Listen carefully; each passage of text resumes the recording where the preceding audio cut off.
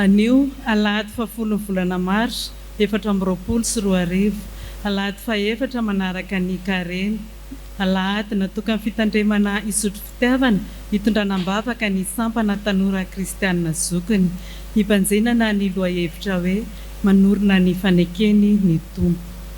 Izao dia hitsangana ny sampana tanora kristianina zokiny hanao ny hira ho fideranan'Andriamanitra.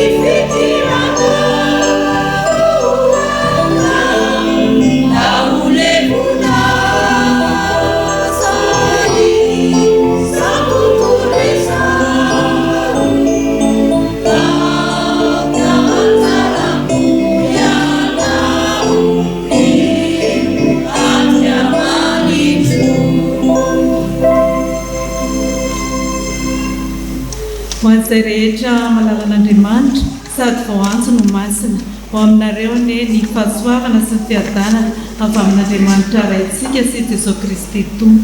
Amen. Ho fisaorana sy fideranan'Andriamanitra dia hiara-tsika mamaky eo am-pitsanganana ny salama.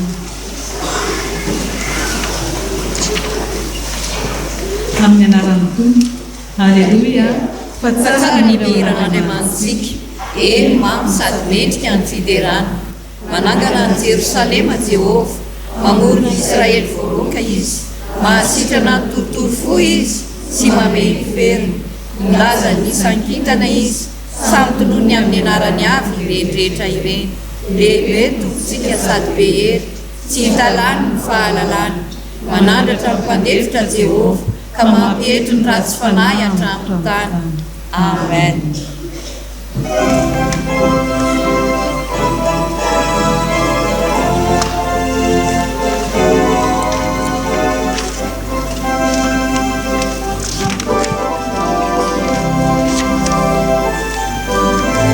Andriamanitra fitiavana ianao,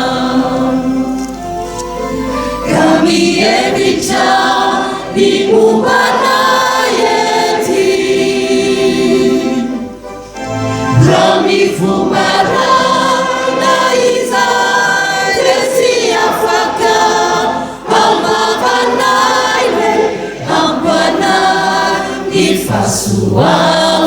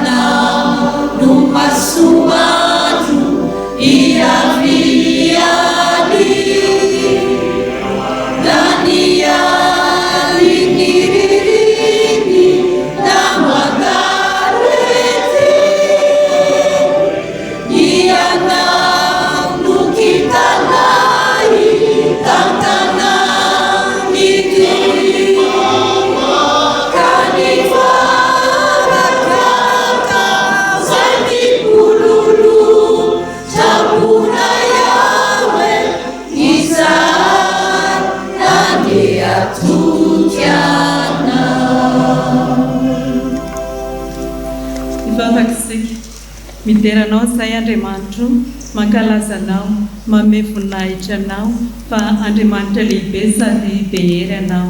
Andriamanitra fitiavana ianao ka mihevitra ny mombanay. Ianao no kitana mitantana ny dianay. Mpamindra fo sy mpamela heloka ianao, ka izany no mahatonga anay miteny hoe ampo anay ny fahasoavanao.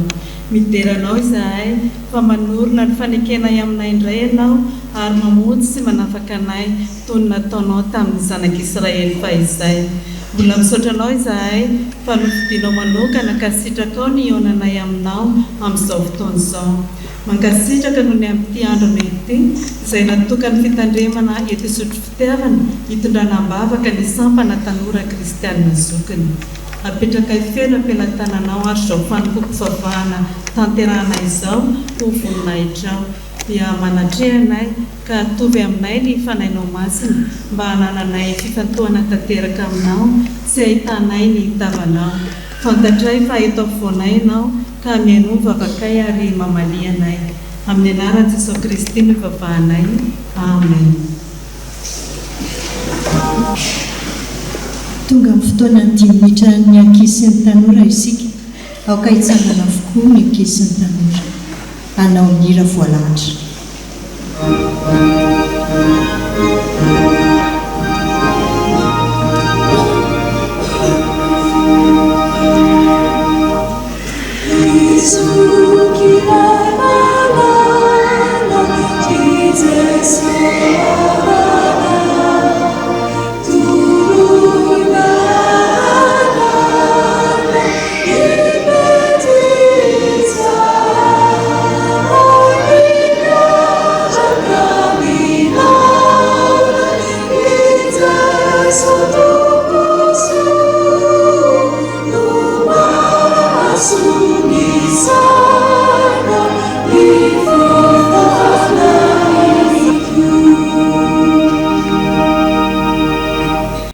Ivavaka isika. Misaotra anao nanome anay izao fotoana izao, andrenesanay ny teninao. Manatre feno amin'ny alalan'ny fanainao masina, ary sakafo ny fonay azonay fahendrena. Misaotra Tompo. Amen. Petraka isika. Ny lohahevitra ifatoantsika amin'ity volana ity dia ny hoe manorina ny fanekeny ny Tompo. Andeha ho raisintsika ny andinin-tsoratra masina araka izay voalaza ao amin'ny filazantsara Matio. Matio 7 ka ny andininy 17 tapany B no ho raisintsika. Matio 7 andininy 17 tapany B. Rehefa hita dia raha antsika mamaky amin'ny anaran'i Jesosy manao hoe ity ny zanako malalako izay sitrako. Ity teny ity dia teny nivoaka avy ao amin'ny rahona fony Jesosy natao batisa. Tenin'Andriamanitra mampiseho fa mampiseho toetra n'Andriamanitra anankiray izy ity dia ny hoe Andriamanitra mankasitraka. Any amin'ny leson'ny sekola lahady dia marobe ny olom-boafidy nanambaran'Andriamanitra n'izany fankasitrahana izany. Fandeha ohatra anankiroa no raisintsika. Ny ohatra iray voalohany dia i Abrahama. I Abrahama dia nankasitrahan'Andriamanitra noho ny finoany sy ny fankatoavany. Eo ihany koa i Joba. Joba dia nambaran'Andriamanitra fa sady mahitsy no marina no nankahalan'ny ratsy. Voalaza zany ao amin'ny Joba 1:9. Andriamanitra zany dia mahafantatra antsika tsirairay avy. Dia raha manontany ary apetraka amintsika tsirairay avy rankizy tanora ny fanontaniana ary ho antsika rehetrarehetra izay manatrika koa hoe raha mijery anao ny Tompo dia inona re no mety ho teneniny momba anao? Be finoana sy mpankatoa toa ny Abrahama ve? Sa mahitsy sy marina ary mankahalan'ny ratsy toa ny Joba? Fa raha marina amintsika izany teny izany dia tena hoe mitombina amintsika ity andeny soratra masina androany manao hoe ity no zanako malalako izay sitrako. Ao amin'inona hoe rankizy nahitana azy? Ao amin'ny Matio 7:17 tapany B manao hoe ity no zanako malalako izay sitrako. Ho an'Andriamanitra rery voninahitra. Amen. Vavakintsika. Misaotra anao Tompo fa nampatsiahy anay ianao fa Andriamanitra mahay mankasitraka. Ampio zahay mba ho tononona aminay ihany koa ny teny hoe ity no zanako malalako izay sitrako. Amen. Sakantsika. Amen.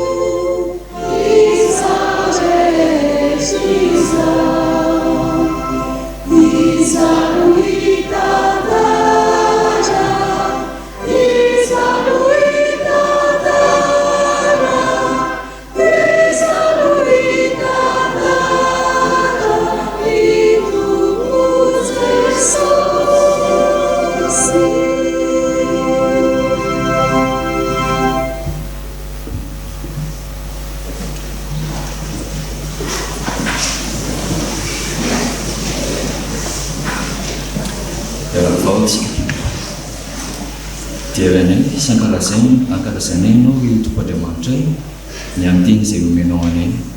Ny teninao dia fianaranao anay androsoanay amin'ny lalana izay natokanao anay. Koa raha ovakina ny teny aoka ny mpamaky mba tsy handiso na handasaka na litera ray akory azy.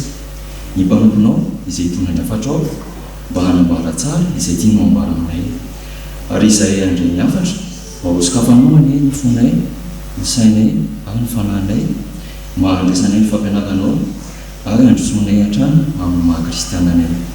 Dia amin'ny anaranao no vavanay. Amen. Hiaraka maky sy ny soratra masina isika ao amin'ny fanekena taloha bokin'ny Eksodosy. Eksodosy toko fahaenina andin'ny faharoa ka hatramin'ny fahavalo.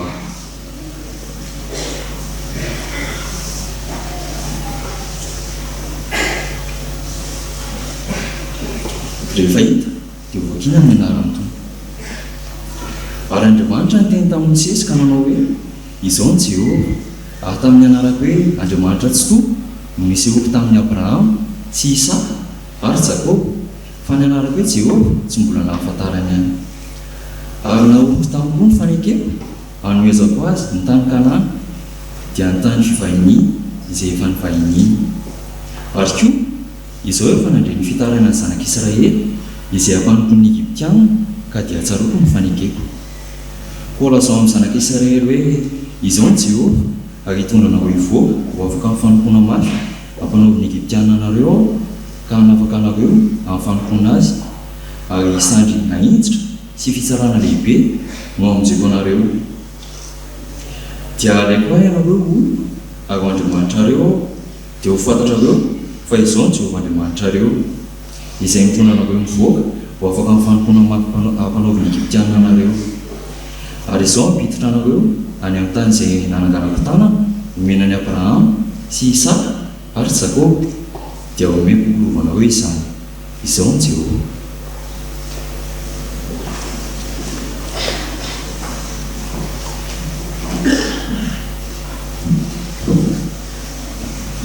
Hotoizantsika ny famakiana soratra masina ao fanekena vaovao filazantsara araka Matthieu toko fahatelo andininy fahatelo ambin'ny folo ka hatramin'ny fahafito ambin'ny folo. Ary hofaranantsika ny famakiana soratra masina ao amin'ny epistilo amin'ny Galatiana toko fahatelo andininy fahadimy ambin'ny folo ka hatramin'ny fahavalo ambin'ny folo. Rehefa hita dia ovakina ny anaran'ny Tompo. Ary tamin'izay Jesosy dia avy tany Galilea ka tonga teo ambokony Jordana dia nanantona Jaona izy mba hatao batisa. Fa Jaona nandahasika nanao hoe, izao no tokony ataonao batisa, ka ianao ndraika no nankaty amiko. Ka namaly Jesosy ka niteny taminy hoe, ekeo ihany ankehitriny fa izao mety amintsika hahatanteraka amin'ny fahamarinana rehetra ka dia nikeny izy. Ary raha vao natao batisa Jesosy dia niakatra teo amin'ny rano niaraka tamin'izay izy. Ary indro nisokatra tamin'ny lanitra ary hita ny fanahin'Andriamanitra midina tahaka ny voromailala ka nakeo amboniny. Ary izao nisy feo avy tany an-danitra nanao hoe, ity ny zanako malalako izay sitrako. Ry rahalahy, hiteny araka ny fanaon'ny olona aho na dia ny fanekena ataon'ny olona ihany azy, rehefa vita mafy dia tsy fanao manatsoaka na manampy izany. Ary tamin'ny Abrahama sy ny taranany no nilazana ny teny fikasana, tsy lazainy hoe ahoan'ny taranaka toy milaza ny maro fa toy milaza ny anankiray, ary ho an'ny taranaka ao dia Kristy izany. Ary izao no lazaiko, ny fanekena izay nataon'Andriamanitra mafy fahiny dia tsy tsoahany lalàna izay vao natao telopolo amby efajato taona tato aoriana ary vao nanteny fikasana. Fa raha avy amin'ny lalàna ny lovo dia tsy avy amin'ny teny fikasana intsony, nefa tamin'ny Abrahama dia teny fikasana nanomezan'Andriamanitra izy. Amen.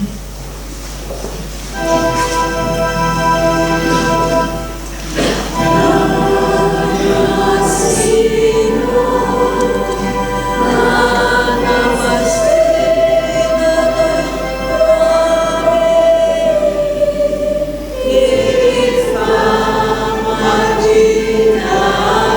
a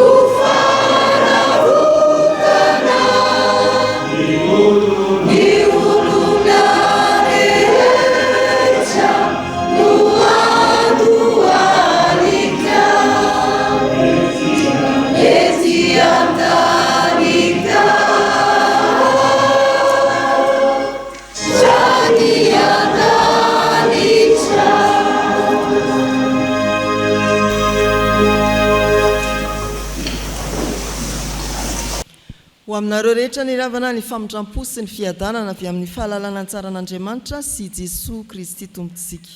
Manonona koa ny fiarabana ny mpikambana ao anatin'ny sampana kristianina tanora zokiny no ity fotoana ity. Ao amin'ny Galatiana toko 7 no iarahantsika mandritra ny afatr'Andriamanitra. Galatiana toko 7 arak'izay voalahatra tao amin'ny perikopa efa novakiana raha teo dia ny andiny ny 5:50 hatramin'ny 9:20. Galatiana toko 7 ny andiny 5:50 hatramin'ny 9:20. Manorina ny fanekeny ny tompo.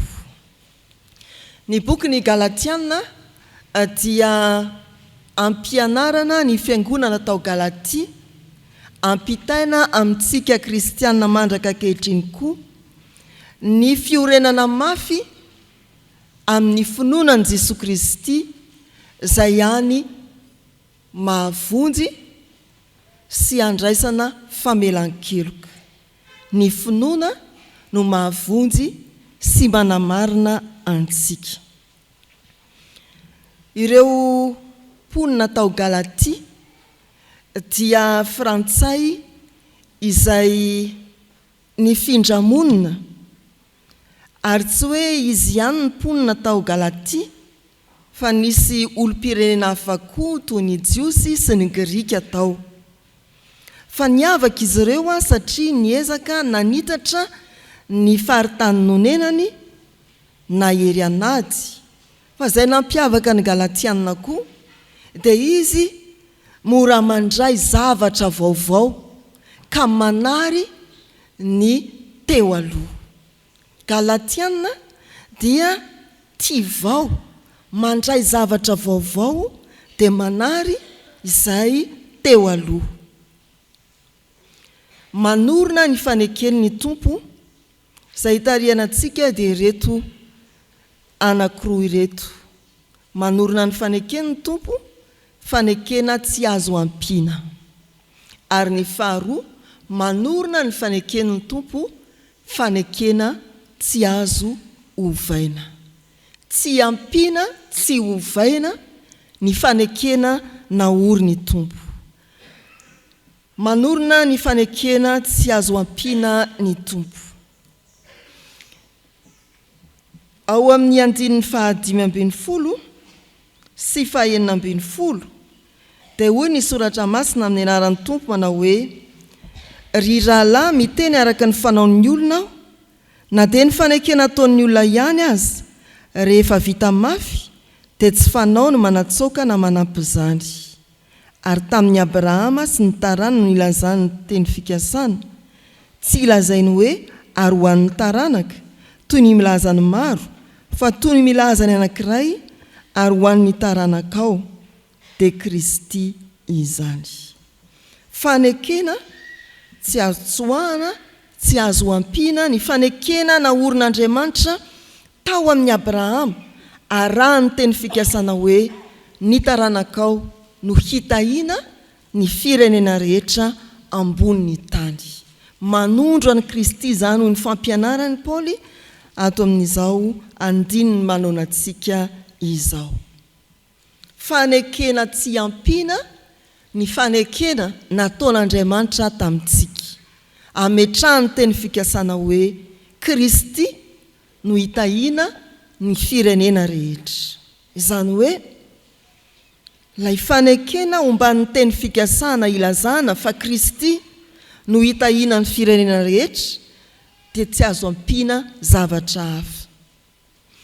Hoy Paul raha misarika ny sain'ny Galatiana sy isika mpamaky koa ao amin'ny toko 1:9 sy ny toko 7:1 hatramin'ny 7. Amin'ny anaran'ny tompo, gaga aho raha nifindra faingana toy izao ianareo hiala amin'izay efa niantso anareo tamin'ny fahasoavan'i Kristy ho amin'ny filazantsara hafa, izay tsy filazantsara akory, fa saingy misy ny sasany mampitabataba anareo ka tahamadika ny filazantsara ny Kristy. Raha toy izany eo amin'ny 5 dia manao hoe: fa na izahay na anjely avy any an-danitra azy no mitory filazantsara hafa aminareo afa-tsy izay efa notoriana taminareo aoka ho voaoziny izy. Izay ilay toko voalohany. Fa ny toko fahatelo dia manao hoe amin'ny anaran'ny Tompo: ry Galatiana dala, iza no nanimba anareo kanefa teo masonareo indrindra no nanehoana marimarina ny Jesosy Kristy voaombo tamin'ny hazo fijaliana. Izao ihany no tiako holazainareo amiko: moa ny asan'ny lalàna va no nandraisanareo ny fanahy sa ny fitoriana ny finoana? Adala toy izany va ianareo? Rehefa nanomboka tamin'ny fanahy ianareo dia hatanteraka amin'ny nofo va ankehitriny? Izany ilay fanamariana entin'ny Paoly raha manoratra ho an'ireto kristianina tany Galatia izy. Ambarany hoe gaga mihitsy fa maninona nareo malaky mifindra toy izao, miala amin'ny filazantsara notoriana taminareo. Lazaiko anareo fa na anjely aza avy any an-danitra no hitory filazantsara hafa afa-tsy Kristy voaombo tamin'ny hazo fijaliana, aoka ho voaoziny izy. Ny toko fahatelo dia miteny hoe ry Galatiana dala, aza pipina ny amin'ny lalàna, aza sina fanampiny arak'izay nanafian'ny olona nareo tonga ny sokosoko tao amin'ny fiangonana, ny fanekena efa vita tao amin'ny Kristy. Ao amin'ny sehitry ny fitsarana ry havana, misy olona manao hoe mba hovaina kely ny anarako, mangataka novanarana. Rehefa vita ny fitsarana, fangatana fanovananarana, dia mivoaka ny didy fa rakoto dia ny ovanarana hoe rakoton-drasoa ohatra. Dia apetraka ao amin'ny taratasy ara-panjakana milaza ny kopia nahaterahana koto ny filazana hoe soratra antsisiny araka ny didy nivoaka tamin'izao dia lasa rakoton-drasoa irakoto. Fa ato amin'ny soratra masina, Paoly dia miteny hoe tsy azo tsoahana na ampiana ny fanekena efa vita. Rehefa Kristy ampy izay. Rehefa ao ny hitahiana ny firenena rehetra, aza mamorona zavatra fanampiny. Dia mahazatra koa eny amin'ny fiarahamonina eny mahita hoe fahita lavitra plus, karazana bonbon, manteau plus, dia plus. Fanampiny. Manjary manafika ny toe-tsain'ny zanak'olombelona, kristianina azy zany. Dia ohatrany tsy afa-po no hoe Kristy ihany. Izay ilay hira 420 Jesoa irery ihany no ivavahana. Filazantsara nentin'ireo mpanompo notoriana taminao. Tsy ampy izany, andao ampiana kely, tsy ry havana. Tsy azo asiana soratra antsisiny ny fanekena nataon'Andriamanitra milaza fa Jesosy Kristy no famonjena ho antsika. Ampy ny finoana azy, iantoka ny famonjena ho azy ho anao. Tsy azo ampiana zavatra hafa. I Jesosy Kristy tovanana kely, lalàna tahak'izao na tahak'izao. Tsia, ampy ny finoanan'i Jesosy Kristy. Manazava ny mpanoratra eo amin'ny 9:20. Inona ny antony ilana ny lalàna? Hoy izy amin'ny anaran'ny Tompo: inona ary ny lalàna? Manampy noho ny fahadisoana izy ambara-piavy ny taranaka izay nomena ny teny fikasana ary nalahatra anjely teo an-tanan'ny mpanalalana izany. Ny lalàna tsy hoe anampiana ny Jesosy hatanteraka famonjena, fa anampiana antsika kosa halala fa tena mpanota isika ary mila famonjena.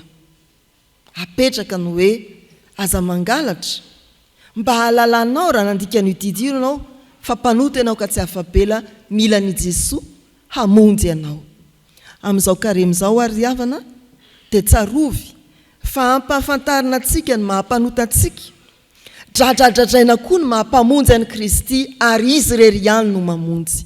Tsy ny fiazakazahanao hantanteraka ny lalàna ny famonjena, fa i Jesosy Kristy idododonao, andoleanao, anetrenao tena, ilazanao hoe diovy ao Jesosy. Zay ny karemy. Tsy ampiana ilay fanekena vita tao amin'ny Jesosy Kristy miantoka ny famonjena antsika mpanota, raisondray zany avaozindray ny fanekenao an'izany antoka lehibe dia Jesosy Kristy ho famonjena izany.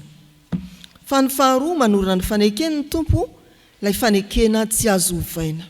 Tsy hoe tsy azo ampiana ihany, fa tsy azo ovaina koa ny fanekena naorin'ny tompo.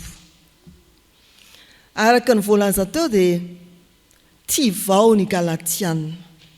Faly ery izy rehefa mamaky ny toko voalohany sika, dia tena noraisin'ny mponina tao Galatia tamin'ny fifaliana ny filazantsara izay nitorian'i Paoly satria zavatra vaovao.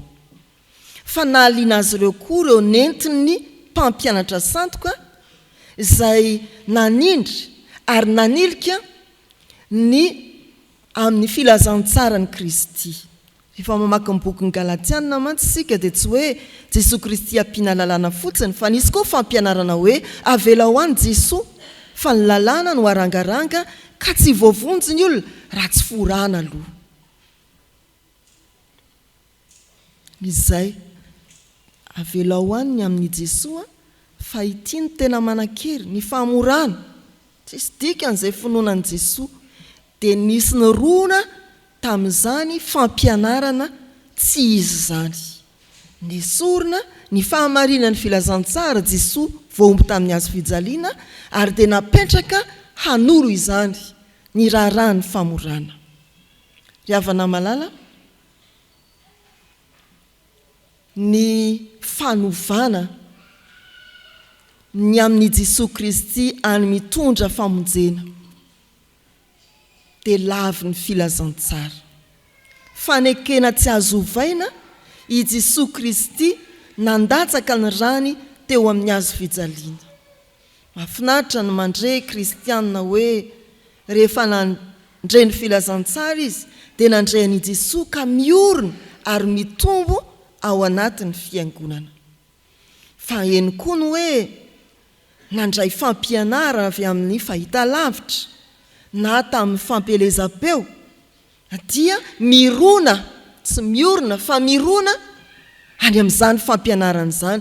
Vaovao ndraiko nivadika aloha hivavaka sabotsy tsy mety hoy ny le alahady, nandrendray zavatra vaovao tsy mety hoy ny batisa mbola kely, andondray ho any amin'ny lehibe mbola izy koa anaraka eo tsy mety hoy ny mivavaka sabotsy na lahady, fa alarobia zay le hoe manangana sekta.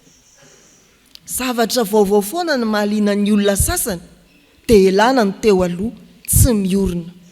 Ary ny tena manahirana koa dia ny mahafantatra hoe io misy olona milaza fa miorina tsara ao amin'i Jesosy izy, nefa manimbina kely amin'ny fampianarana hafa ary ankoatra ny fivavahana kristianina. Hiatrika ny taom-baovao malagasy ny sasany amintsika, na dia mbola hidikevitra aza ny anatanteran'izany hoe rapito sy rafakapito sa amin'ny volana novambra.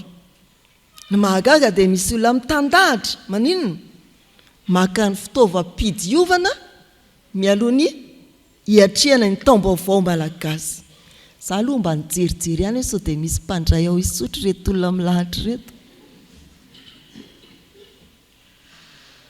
Raidraisana tahaka izany, manana hoe totany ela angamba ny fanarahana an'izany fomba izany, saingy foazina ka tao vaovao indray dia manitona ny olona. Fa aiza ny herindrany Kristy nanadio anao, hoy ny mpanazava ny fomba malagasy amin'izany fanadiovana izany hoe raha nisy na aretina mafy nahazo anao zany tamin'ny taona iny ho tonga ny taom-baovao malagasy dia mila midio anao.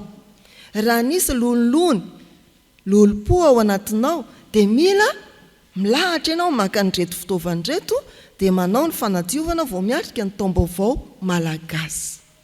Fomba malagasy zany. Fa mihoatra an'izany koa ny fomba kristianina amin'izao vanim-potoana ny karema izao, fanesorana eo anatrehan'ny tompo, fanekena ho diovin'ny tompo amin'ny lolo-po mitady direkta pisaka, mifankahalala mitady akalaka ao am-ponao. Ry havana malala rehetra ao amin'ny tompo, tsy azo ovaina ny fanekena naorin'ny tompo. Izay mitady hisosoka eo an'lohan'izany nanaraka ty aoriana dia tsy izy Jisoa ireriany manora ny fanekeny tao amin'i Jesosy Kristy ny tompo tsy miova ary tsy azo ovaina izany manora ny fanekeny tao amin'i Jesosy Kristy ny tompo tsy miova ary tsy azo ampina izany tandremo ny fampianarana rahanao ndra ho anampy ny amin'ny Jesosy Kristy tandremo ny fampianarana rahanao ndra ho anova ny finoanao an'i Jesosy dia hoy ny soratra masina amin'ny tanora zokiny hoe mba tsy hoe ry tanora zokiny adala tsia fa mba ho tanora zokiny feno fahendrena miorina tsara amin'ny finoana ny Jesosy ireriany tsy ampiana tsy hovaina ianareo anio aritra mandrakizay ndeha isika iombom-peo amin'ny Paoly apôstôly araky ny Korintianina 2:2 manao hoe fa ninitsy nahafantatra zavatra hafa teo aminareo aho afa-tsy Jesosy Kristy indrindra izy voaombo teo amin'ny hazo fijaliana mba ho famantarana ny maha-kristianina sy anao ny finoana ny Jesosy Kristy tsisy fanampiny tsy azo ovaina indrindra izy voaombo teo amin'ny hazo fijaliana. Amen. Siombona amin'ny vavaka isika ry Avana. Ny fanekenao taminay Andriamanitra dia fiainana sy fiadanana ary ao amin'i Jesosy Kristy irery ihany no andraisanay izany. Misaotranao izay mbola mampatsiahy ny fiangonana ankehitriny manamafy fa Jesosy Kristy irery ihany no tokony tompo sy mpamonjy ny fiainanay. Misaotranao izay fa mbola mampianatra anay ianao fa tsy azonay ampiana na ovana izany fa Andriamanitra tsy miova omaly sy anio ary mandrakizay ianao izay niazona ny teny fanekenao amin'ny olonao.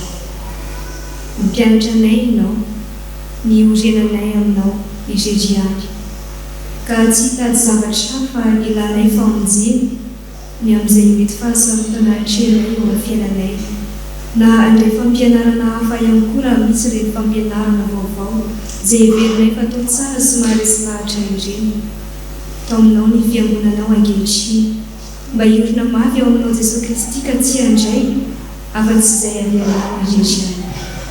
Nanoloana izany teninao izany indrindra Andriamanitra dia mahatsiaro izahay fa tsy mba niaina sy tsy nahatanteraka izany teninao izany fa mandraka rehefa izahay no mitady zavatra fahasoanao rehefa tsy mavonjy any araka izay ilainay ianao. Mifonanay izany angatahanay famindraom-po sy famelan-keloka avy aminao satria fantatray fa Andriamanitra mamindra fo aminay ianao. Ankehitriny ampio izahay mba hiazona ny fanekena ihany koa izay fanataonay teo anatrehanao. Ampio izahay mba hahatonga anay hitodika aminao Andriamanitra irery ihany amin'ny fiainanay manontolo mba ho resy lahatra ny filazantsara tokoa izahay ka tsy hain'izay fampianarana hafa ankoatrany eo amin'i Jesosy Kristy irery ihany. Ary ho lalana mifanainao masina izahay mba hahafahanay miorina amin'izany. Dia inona tsy antenainay Andriamanitra fa mamindra fo ianao mamela ny heloka rehetra ianao ny amin'izay rehetra nahadosoanay teo anatrehanao ka hanova ny fomba fijerinay sy ny fifandraisanay aminao indray. Dia amin'ny anaran'i Jesosy Kristy no mivavaha toy izany. Amen.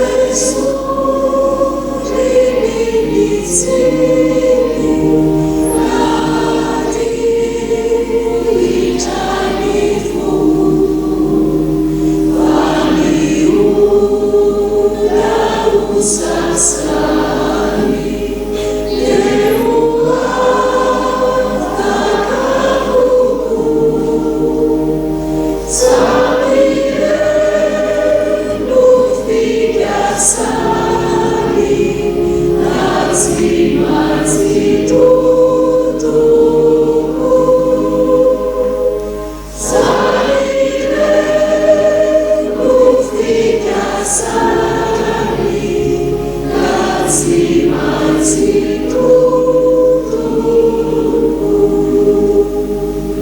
piara ho antsika izay naiky tokoa ny fahotantsika teo anatrehany tompo ary ho bebaka marina tokoa mitsangana andreny sy mahafaly atolotry ny tompo ho famelana ny antsika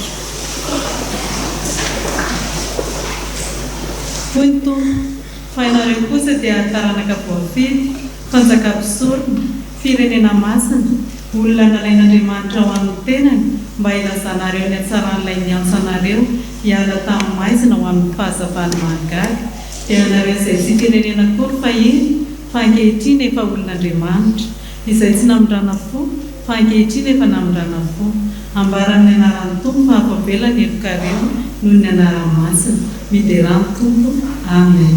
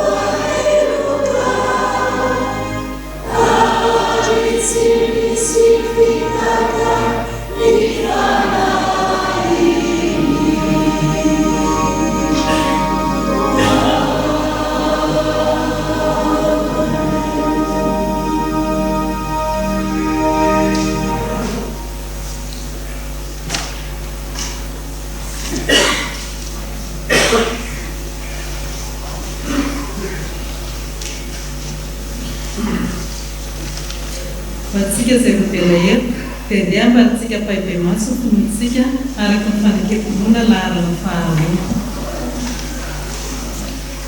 Isika mino an'Andriamanitra iray.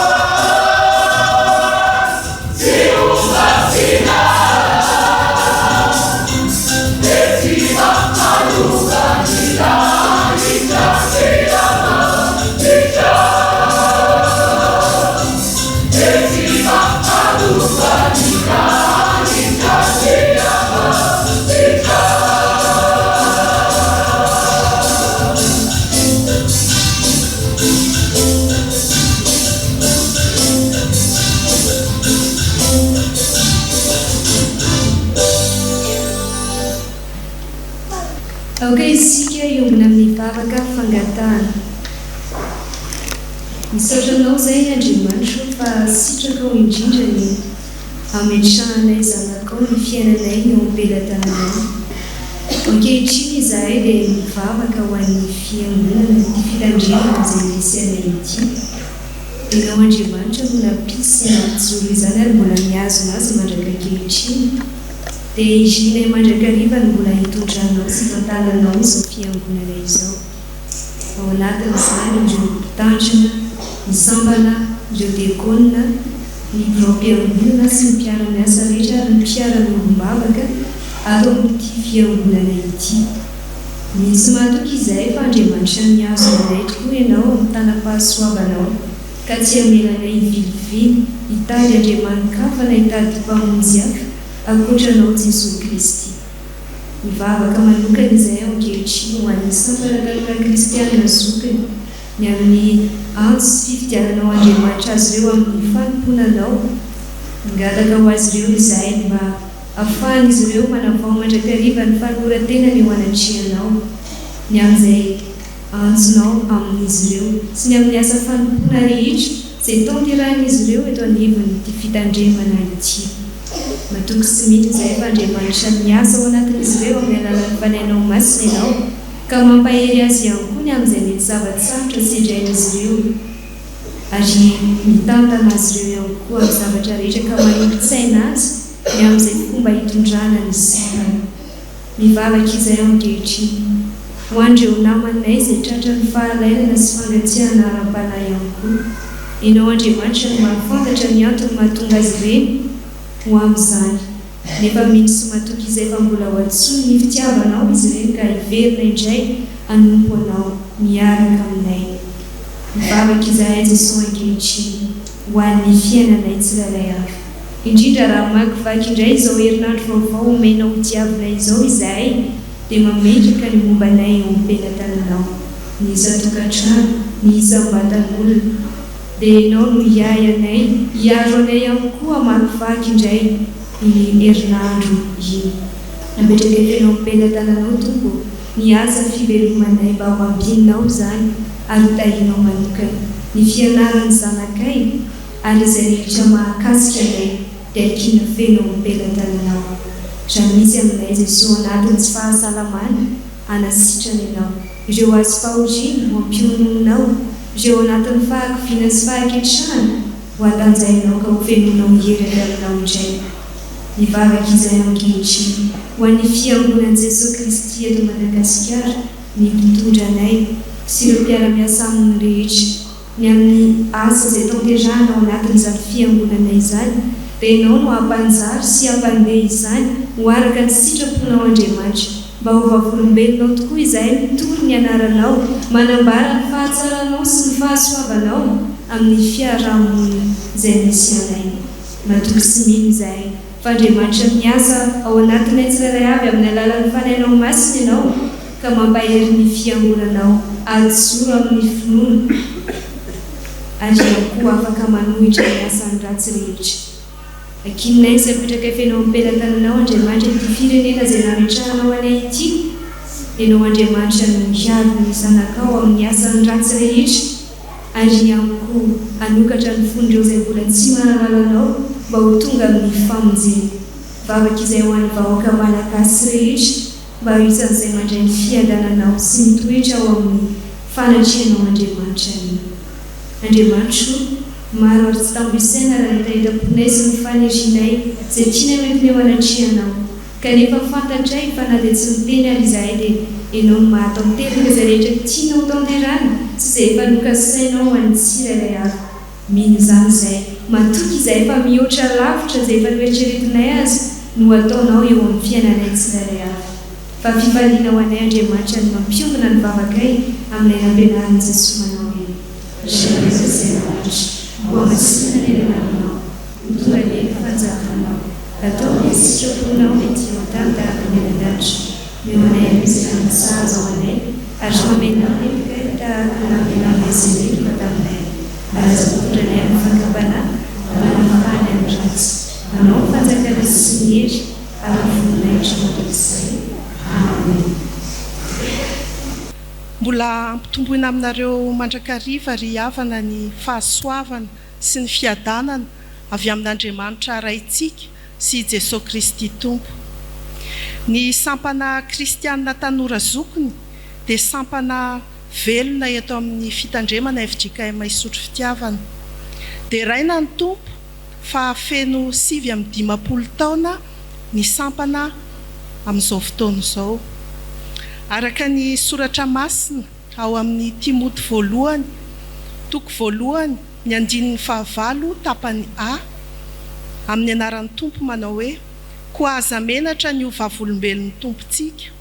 Ny sampana dia sehatra hitaizana sy ampaherezana ny mpikambana mba hitombo amin'ny fanahafana ny Jesosy Kristy, mba hijoroan'ny tsirairay ho vavolombelona mitory ny filazantsara ny Jesosy Kristy.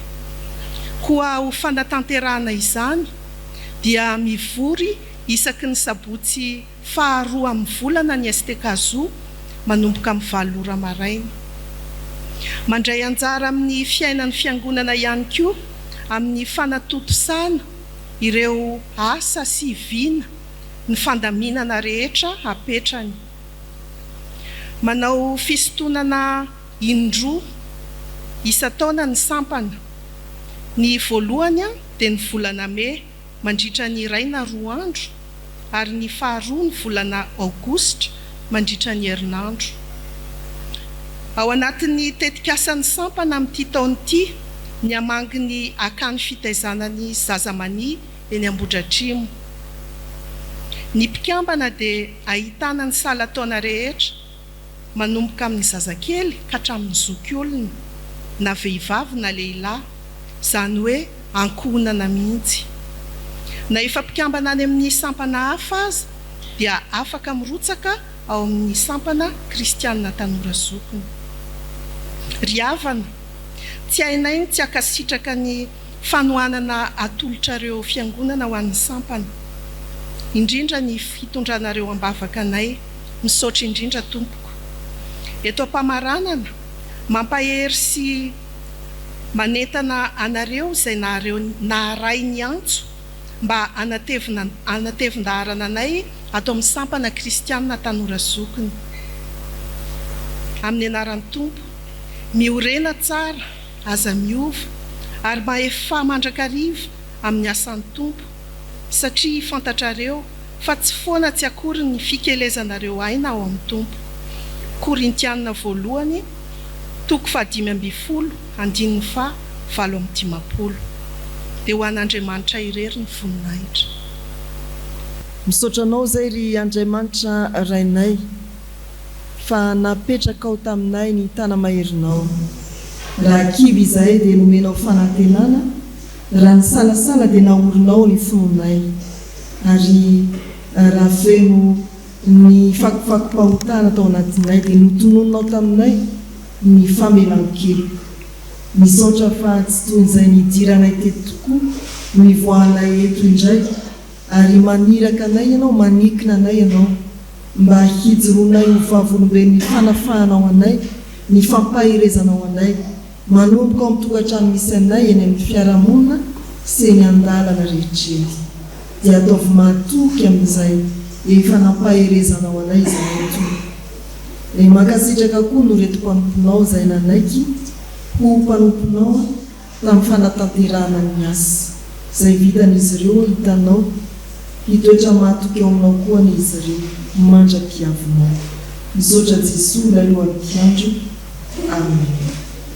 Mitsangana marana izao fotoana izao andray hafatra sy ny tsodrano ary ny hira fa 420 Jesosy mpiandry tsara entomody izahay.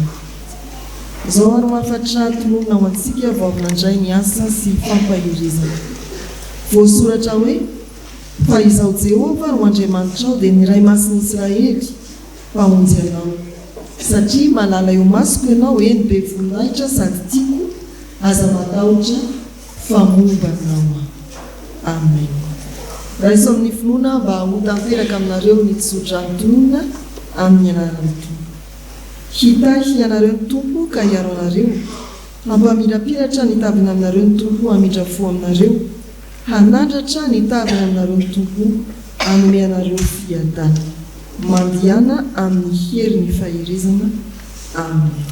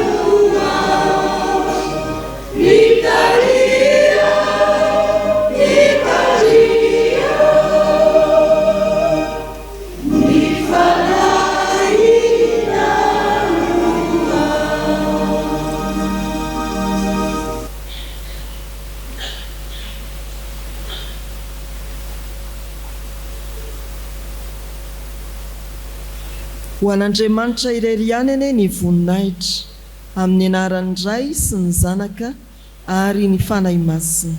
Amen.